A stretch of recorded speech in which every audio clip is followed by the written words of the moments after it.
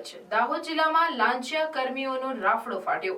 એક જ દિવસમાં એસીબીની 2 સફળ ટ્રેપ। દાહોદ જિલ્લા પોલીસની કામગીરી પર અનેક સવાલો ઉઠવા પામ્યા છે, ત્યારે આવા જ વધુ એક બનાવ સામે આવ્યો। એક જાગૃત નાગરિક અને તેમના પરિવારના સભ્ય વિરુદ્ધમાં ઝાલોદ તાલુકાના ચાકલિયા પોલીસ સ્ટેશન ખાતે અરજી કરવામાં આવી હતી, જે અરજીની તપાસ ચાકલિયા પોલીસ સ્ટેશન પેથાપુર આઉટપોસ્ટના એએસઆઈ પ્રભુ સોમાભાઈ સંગાડા કર્યો હતો। આ અરજીના કામે એએસઆઈ પ્રભુએ જાગૃત નાગરિક અને તેમના પરિવારના સભ્યોના જામીન લેવડાવેલ હોય તે હેતુથી અને અરજીના કામે બંને પક્ષોને સમાધાન કરાવવા માટે એએસઆઈ પ્રભુએ જાગૃત નાગરિક પાસેથી 25,000ની લાંચની માંગણી કરી હતી।